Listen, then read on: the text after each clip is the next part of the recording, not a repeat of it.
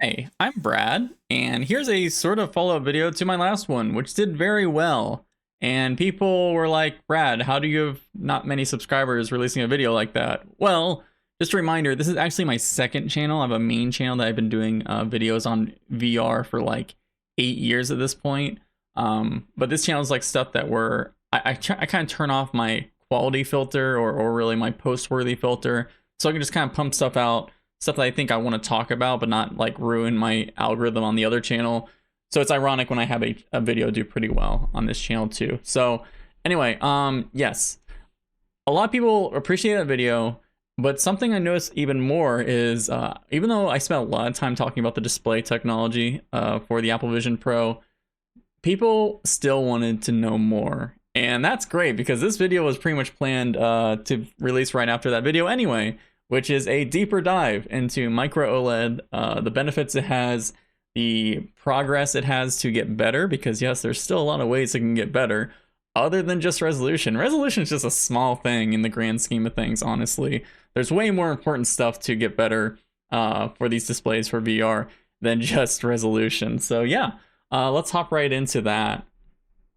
So this is a headset I got to try at CES. And this was a headset that actually had a display with a higher resolution than what we're going to get in Apple Vision Pro. Now, this was from a Chinese company, and this was a prototype. I don't expect this product to release anytime soon because they're using samples from a big company that I'll talk about later. And the software in this headset was also pretty bad, but visual clarity and other stuff was pretty good. And you can just see that Apple's choice to go into micro OLED is already making the industry quickly push the technology further, because you're just again seeing Chinese headsets come out with it already, and it's still pretty notable. But yeah. So yes, this was the famous image I put up in my last video, because I complained that Apple did not show the exact resolution per eye in any of their spec sheets or any of their public marketing. And someone got pretty upset with me about that and said, Brad, they actually did say what the resolution per eye was. It's basically a 4K TV per eye. And so first things first is you have to forget a lot of the things that you assume from displays on TVs or monitors or phones when it comes to VR. VR has very different requirements than all those other displays, which is why it's very interesting and special and novel. A 4K TV usually has a resolution of 3840 by 2160. Because it's that 16:9 aspect ratio. And in VR displays, we basically never, 99% of the time, there are companies that have done it who use 16:9 displays for eyes. Usually have much more squarish designs because you want a more rounded FOV generally. And yeah, maybe sometimes have a bigger, wider FOV or a horizontal FOV, because the size and shape of the display still does affect things, but it also makes the optics harder. And the Apple Vision Pro's resolution is 3648 by 3144 per eye, which is much higher than a 4K TV. If we just took a 4K per eye resolution from TV standards and gave it to VR, well, then you would have companies going around saying, oh, well, 2160 by 2160 display per eye is a 4K HMD, which some headsets have done that. I don't like that standard, but yes, just so you know, very different expectations for displays. Now, a lot of people were very confused and baffled by the comments I made about this number, the 5000 nits number. And I think this is probably the most important number on the spec sheet, unironically, because people were very confused because I said around the lines that I wish the number was actually higher than 5000 nits. And I said that, don't worry, it would not blind you. And a lot of people were like, why would that not blind you? And it's important to know like how you can get high nits in micro OLED compared to standard OLED by looking at this image. So on the left, we have an OLED for smartphone. They're using like a pentile, which is very common for a lot of smartphones today. If you put a microscope up to your phone right now, odds are it probably has this pixel layout. If you put a microscope up to the PSVR 2, it also has a very similar layout to this. A lot of area that's not being actually lit up. So when you have a lot of that black space that is not emission area, odds are your nits rating for that display is going to be pretty low compared to something on the right, which is kind of like the standard that you're seeing right now for OLED micro displays, and how they're able to pack in all the pixels, make sure the entire area that they're using is emitting light in some way. And they're also using full subpixels, which is also kind of important for resolution measuring, because Pentile actually shares subpixels. So the resolution compared to a display that has a full RGB subpixel is actually kind of lower. So like PSVR 2, for example, they advertise they're a 2K per eye display, but if you compared it to like LCD or what's going on here, it's actually a bit lower in terms of clarity with the resolution. But yeah, it's important to have all the light being emitted as much as you can, because you can start doing some tricks like this. And this right here is why we're able to get 5,000 nits out of a tiny display. This is the conventional, on the left here, the conventional structure of current micro OLED technology. So the most important things you need to note here is they basically have all the OLED, basically white OLED on the bottom. These two structures here create the white OLED. They just stack a bunch of organic materials to create the white light. And then they pass it through color filters on top. Now, color filters, this is important to note now, because that's actually how you get color from current micro OLED displays. It's not like your phones that actually deposit red, green, and blue subpixels to get a also high brightness at a high efficiency. You can't do that in mass production for micro OLED, so you got to go more to the TV route, where they just colorize that white light and lose 70 to 80% of the light that's being emitted from down here as soon as it passes through these color filters. So color filters are actually bad. You don't really want them if you can get away with it, but we have to use them right now. So what you have Sony doing, for example, a lot of companies doing, is they're actually doing 2 stacks of white OLED layers, adding the color filters, and also adding what we call micro lenses. Very tiny lenses that, again, if you think about the lumens to nits, they grab the light being emitted and then pressurize it to go straight in a straight line toward the user's eyes or through the optics, which allows you to get a much brighter nits than if you did not have the micro lenses. Like, for example, it's said that like if you didn't have the micro lenses, these displays would probably reach around 3,000 to 3,500 nits per eye, but the micro lenses allow you to get that 5,000 nits, which is important. This is the thing a lot of people were confused about. Why do we need 5,000 nits being directed toward our eyes? And that's because a lot of those 5,000 nits that actually do leave the display will not actually reach our eyes. So the industry for a while has been using this on the left here, the Fresnel lenses. This includes the Valve Index, the Quest 2, the Oculus Rift, all of that stuff. We've probably been using these lenses for too long. And the reason why people used it in the industry is because, one, you see this number down here? Greater than 90% of the light of a display could be transmitted. So you didn't really need extremely bright displays, because a lot of times something as small volume as VR, if they went to a manufacturer and said, hey, we need something 5,000 nits for our low volume product, the display manufacturers would just laugh at them and like say, go away, we don't care about you anymore, right?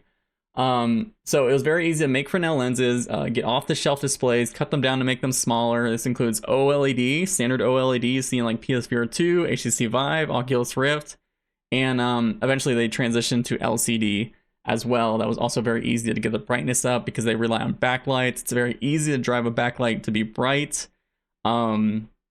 And they went to LCD because that OLED problem with the amount of black space still caused a screen door effect. So they switched to LCD, which had much better clarity when it comes to resolution than OLED, even though they just sacrificed a lot of other cool stuff to get that. Now, on the right here is what we're finally getting in major products today, including the Apple Vision Pro, the Quest Pro, the Meta Quest 3, and Pico 4. This is a pancake lens. And you can see there's a big difference, right, of how much distance the display in the actual lenslet itself is from each other. And they have to do that to get the correct focal point to direct the light perfectly into your eyes at a certain distance, right?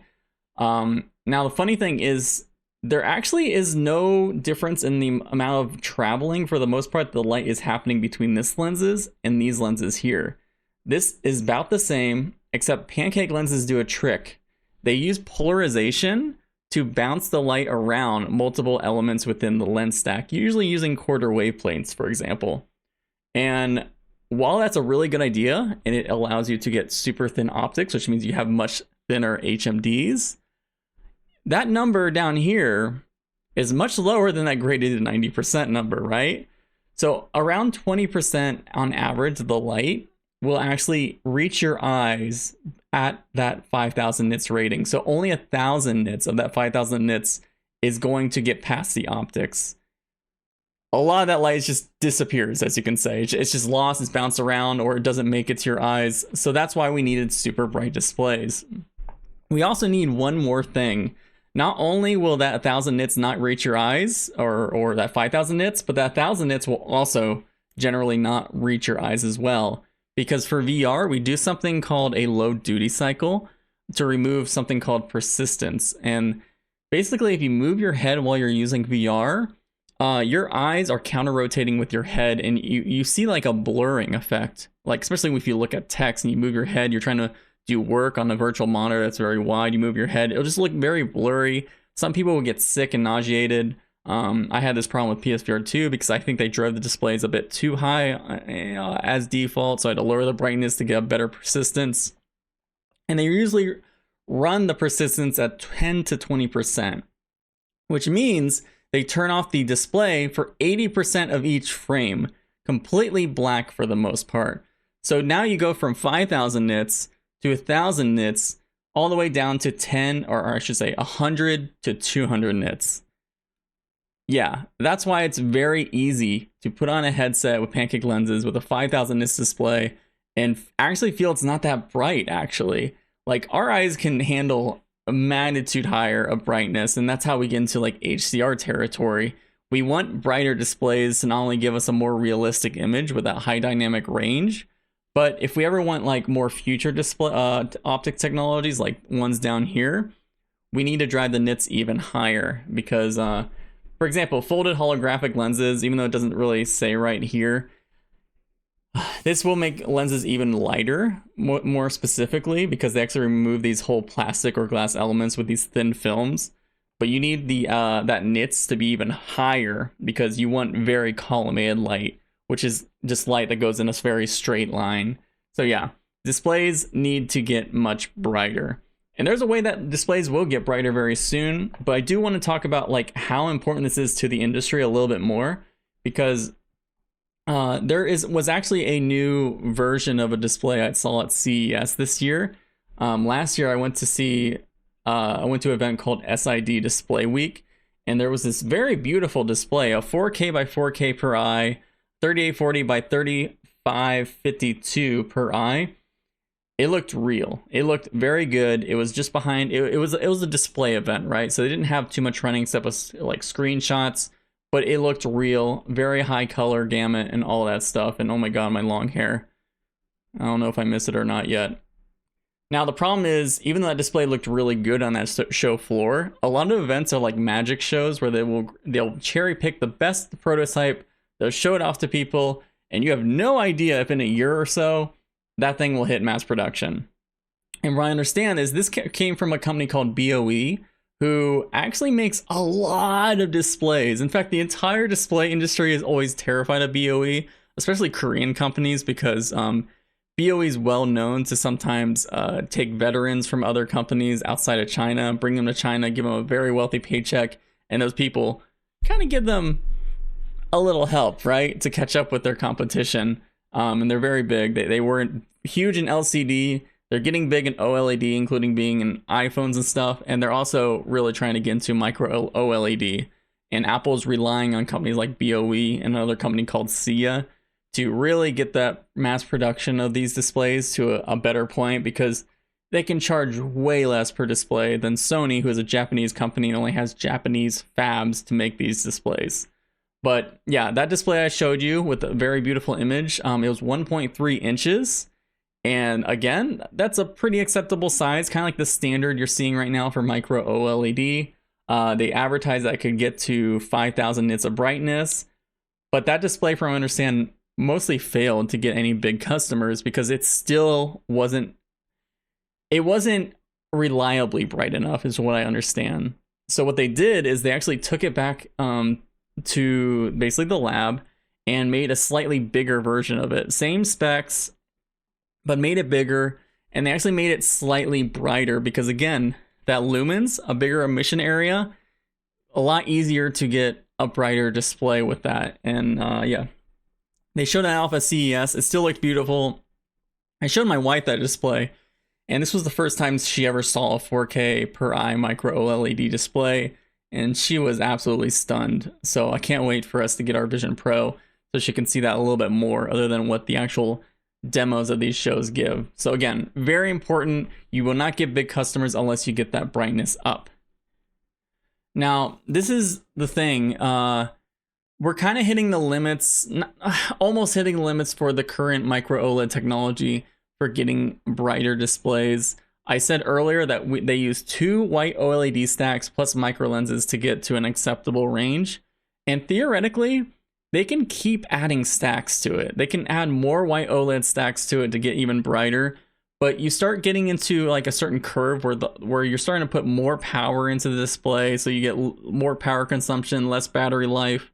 And also, for every layer that you add to a display in the process, the yield starts to drop off a bit, right? Because it's a whole other step. It's harder to make the displays, harder for them to yield 100% to actually make it to a product. So companies are trying to figure out ways to bypass this problem, get brighter displays with less steps, because that would be good, right? That'd be very good. So that brings us to a company that I really for a while was a big fan of on my main channel. I've gone back like 3 years talking about this company. They were called Imagine Corporation. And in fact, I was really excited last year because I was such a believer of this technology to the point where I wanted to put my money down on it, right? Because I remember always John Carmack of previously of Meta or Oculus, and you know, he's very well known for creating the Doom engine and stuff. He always said that if you really believe in something, he's surprised how many tech people will not put money down to show their belief in it. So I was like, okay, fine. I'm going to invest in this company. I never made any money back. Actually, I broke even because eventually they were acquired from Samsung Display. And that was big for me because I wanted this technology to make it to market at some point so badly. When I saw Samsung Display willing to acquire them, that was very good news. I'll talk about their technology in a bit. It's gotten to the point where even Samsung has basically focused this company as like the thing they want their display team, their R&D display team, to commercialize as fast as possible. And this is awesome because other companies are now trying to copy Imagine's method to also create their own versions of it to again get a very similar but different technology as well to make these displays even brighter. And I'm going to explain how exactly they do it. So another thing that made me super happy, because again, I've been covering this company for 3 years, and it's gotten to the point where Linus Tech Tips has even made a big video, got 500,000 views. They got to see a new prototype display from the Samsung Imagine partnership at the Samsung Display private booth. And they made a whole video about it. And I was so happy to see it because, again, Samsung's very proud of this acquisition and are pushing it to commercialization as soon as possible. Now, the difference of why this technology is better, if we go back to this image. So again, I said that before, they had white OLED down here, and then they would use these color filters up here to change the colors. Well, what Imagine's technology that they've been working on for like 10 years did was, instead of having that white with color filters method, they would actually directly deposit red, green, and blue subpixels on the actual silicon backplane itself, which means you don't have to use color filters theoretically. At the end, right before they were acquired, doing this method, which took them many years to actually build, they were getting to 15,000 nits with only a single layer OLED. Single layer OLED, no micro lenses, 15,000 nits. The display that Samsung was showing off at their booth, this one right here, was 10,000 nits. Full color, RGB only, no color filters, freaking wonderful, good stuff to see. And it's rumored that Apple wants to use this for a full-fledged Apple Vision 2 Pro 2 if it gets there, and I believe it will. This is another reason why I freaking love this company, because they also had a very large display. Remember I said in my last video that you are very limited by the size of the silicon wafer. Well, this company was working with what I believe was Valve, who is a company I really respect for XR, and they built a 2.1 diagonal inch 4K display. The exact resolution was around 3600 by 4000, so it was very high resolution, but it was very big. And they got past the what's called stepper limit by stitching things together. I won't get into that too much, but basically that 1.42 inch diagonal display that Apple's doing, you're kind of hitting the limits of what most lithography equipment that makes the chips. That's as big as most of them get, especially if you go to any standard fab, for example. Now, there are machines like Canon who are actually getting much larger than that, for at least available if companies want to really have big micro-OLED displays, but you still kind of run into the problem where, like, you still have a 12-inch wafer. You have to decide if it's worth it to make such big displays and hope that they yield well. But theoretically, using a stepper that can do such a big display all at once in one step would improve yield quite a bit. But yeah, that is like kind of what we have looking forward to for Micro-OLED. I think it's still a very bright future. What you're seeing now in Apple Vision Pro is still like the best we have in mass production today. And Apple did all the steps to make it as best as they can with the current gen technology.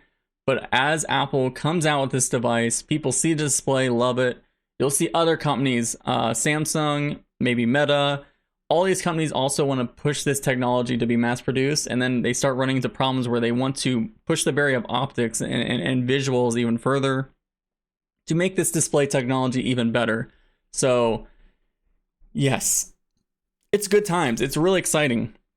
Because as I said in my last video, when all these processes get better, you can start doing like the dual stack RGB OLED, which, you know, theoretically you can get to 30,000 nits before it reaches your eyes. Again, it won't actually be that 30,000 nits, but it'll be immersive because it'll be extremely high HDR. You can have higher resolutions because 4K per eye, the next step after 4K by 4K per eye in the industry is around like 5.5 to 6K per eye, because we're still not at that human eye resolution number, which is around like that 60 to 90 pixels per degree.